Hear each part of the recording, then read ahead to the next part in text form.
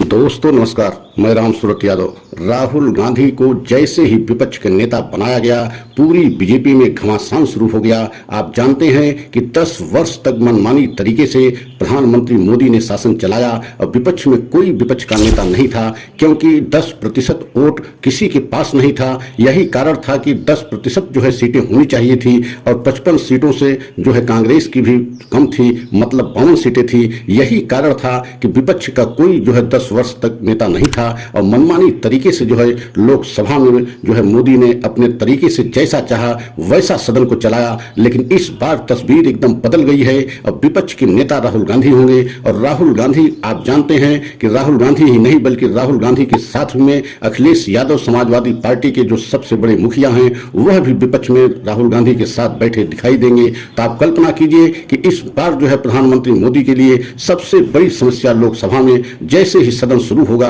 वहां भी जो है मोदी की बहुत बड़ी समस्या खड़ी होने वाली है। और आपको यह भी बता दें कि विपक्ष के नेता को बहुत बड़ा एक तरीके से अधिकार कानूनी तौर से मिल जाता है, क्योंकि अगली पंक्ति में अगली सीटों पर कौन बैठेगा यह भी निर्णय एक तरीके से विपक्ष के नेता की सहमति से होता है। और एक तरीके से कैबिनेट स्तर के पूरा जो है अधिकार जो है विपक्ष के नेता को मिलता है। और बहुत सारे ऐसे कार्य होते हैं जिसमें जो है विपक्ष के नेता को सहमति जरूर होनी चाहिए और बिना विपक्ष के नेता के सहमति का कोई भी कार्य सदन में नहीं होता। तो आप समझ सकते हैं कि इस बार मोदी सरकार को किस तरीके से जो है लोकसभा में और खासकर सदन शुरू होते ही सदन में किस तरीके की कठिनाइयों का सामना करना पड़ेगा, इसका अंदाजा 24 जून से जब सदन शुरू होगा तब जो है लगाया जाएगा। और पूरा देश देखेगा कि क्या इस बार जो है मोदी सरकार पर पूरी तरीके से विपक्ष ने लगाम लगा दिया है। आज हम इसी पर चर्चा करेंगे, लेकिन आप लोगों से निवेदन है कि अगर पहली बार हमारे चैनल पे हैं तो चैनल को लाइक सब्सक्राइब कर लें, वीडियो को अंत तक जरूर देखें। तो सबसे पहले आपको ये बताना बहुत जरूरी है कि 10 वर्ष के बाद पहली बार विपक्ष के नेता और विपक्ष के नेता के रूप में राहुल गांधी का चयन किया गया है, क्योंकि सबसे बड़ी पार्टी जो है कांग्रेस है विपक्ष के रूप में, क्योंकि 99 सीट जो है जीत करके कांग्रेस ने आई है। अब विपक्ष के नेता के रूप में राहुल गांधी का चयन भी हो गया है और राहुल गांधी के चयन होते ही पूरी तरीके से बीजेपी में घमासान मच गया है। और ऐसा प्रतीत हो रहा है कि 24 जून को जब लोकसभा का सदन शुरू होगा उससे पहले ऐसी भगदड़ मच गई है कि क्या जो है सरकार ऐसे में टूट भी सकती है या सरकार गिर भी सकती है, क्योंकि मल्लिकार्जुन खड़गे जो सबसे बड़े एक तरीके से नेता एवं कांग्रेस के राष्ट्रीय अध्यक्ष हैं, उन्होंने तो यहां तक कह दिया है कि मोदी सरकार अल्पमत में है और अगर जब बहुमत सिद्ध करना होगा तो मोदी सरकार गिर जाएगी। इसका मतलब है कि क्या बड़े बड़े जो है एनडीए के घटक दल, वो चाहे नीतीश की पार्टी हो, चाहे जो है हेमंत सोरेन की पार्टी हो या एक तरीके से चंद्रबाबू नायडू की पार्टी हो, ये सभी पार्टियां क्या जो है इंडिया गठबंधन में शामिल हो जाएंगी। ये तस्वीर उस समय देखने को मिलेगी जब सदन शुरू होगा। लेकिन अंदाजा यही लगाया जा रहा है कि बड़े बड़े जो है घटक दल एनडीए को छोड़ करके इंडिया में शामिल हो सकते हैं। और आपने देखा है इस समय नीट परीक्षा को लेकर के, नीट परीक्षा में जिस तरीके से धांधली हुई है उसको लेकर के पूरे देश में एक तरीके से बहुत ज्यादा जो है चर्चा का विषय बना हुआ है। और धर्मेंद्र प्रधान जो केंद्रीय शिक्षा मंत्री हैं उन पर बहुत सारे सवाल खड़े किए जा रहे हैं, बहुत सारे सवाल उनके ऊपर उठ रहे हैं। ऐसा लग रहा है कि सदन शुरू होने से पहले 24 जून से पहले क्या धर्मेंद्र प्रधान अपना पद शिक्षा मंत्री का छोड़ देंगे। बहुत सारे कयास लगाए जा रहे हैं, लेकिन यह देखना अलग बात है कि 24 जून से जब सत्र शुरू होगा तब उस समय सदन में क्या माहौल होगा यह देखने की बात होगी, क्योंकि पहली बार विपक्ष इतना मजबूती के साथ सदन में दिखाई देगा। इसके पहले जो है विपक्ष माने कुछ नहीं, विपक्ष की कहीं जो है सदन में कोई आवाज नहीं सुनी जाती थी, लेकिन ये पहली बार ऐसा देखने को मिलेगा कि बहुत मजबूती के साथ विपक्ष सदन में दिखाई देगा। और दिखाई ही नहीं देगा बल्कि उन मुद्दों पर जो है चर्चा करने के लिए सरकार को विवश भी करेगा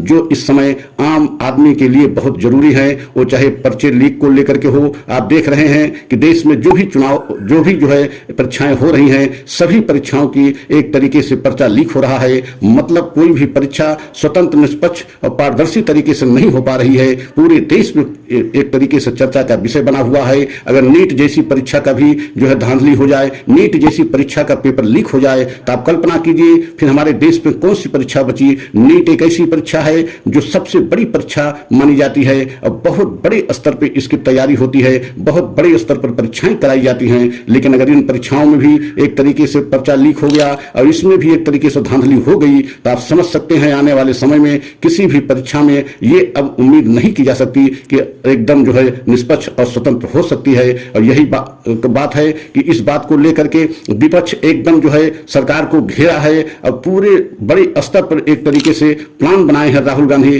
कि सदन में जो है सरकार को पूरी तरीके से बेनकाब किया जाए कि सरकार की जो भी पॉलिसी है वह इस समय नवयुवकों के लिए बिल्कुल अच्छी नहीं है और न ही देश की जनता के लिए जो है सरकार की कोई जो है नीति सही है। और आप समझ सकते हैं कि 24 जून से जैसे ही सत्र शुरू होगा बहुत ही बड़े हंगामे के साथ सत्र शुरू होगा और पहली बार देखा जाएगा कि 10 वर्ष में प्रधानमंत्री मोदी के सामने सदन में बहुत बड़ी समस्या खड़ी हो सकती है, क्योंकि 10 वर्ष तो मनमानी तरीके से प्रधानमंत्री मोदी जी जो है अपना शासन चलाया। सदन में कोई विपक्ष का नेता था ही नहीं, क्योंकि 52 सीटें होने के कारण जो है विपक्ष को जो है सदन का नेता विपक्ष के नहीं मिले थे और पहली बार जो है विपक्ष में नेता वो भी राहुल जैसे गांधी जैसे तेज तर्रार नेता। आप जानते हैं कि राहुल गांधी किस तरीके से हमला बीजेपी पर करते हैं और खासकर प्रधानमंत्री मोदी पर हमला करते हैं। तो क्या जब 24 जून से सदन शुरू होगा तो इसी 6-7 दिन में जो सदन चलेगा तो क्या इसी में स्पीकर का चयन भी होना है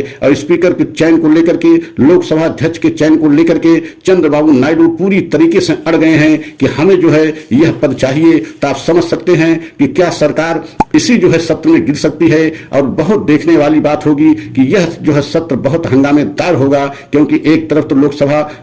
अध्यक्ष के स्पीकर का जो है चयन होगा और दूसरी तरफ जिस तरीके से नीट का पर्चा जो है लीक हुआ है, धांधली हुई है नीट की परीक्षा में, उसको लेकर के विपक्ष बहुत बड़ी प्लानिंग के साथ जो है सदन में पहुंचेगा। तो आप समझ सकते हैं कि मोदी जी की बहुत बड़ी समस्या जो है सदन में होने वाली है। तो क्या इस बार सरकार जो है बीजेपी की पहले ही बार सत्र में शुरुआत में ही पहला ही सत्र पूरा नहीं हो पाएगा, ऐसा कयास लगाया जा रहा है, क्योंकि बीजेपी में भी इस समय घमासान मचा हुआ है। बीजेपी के एक नेता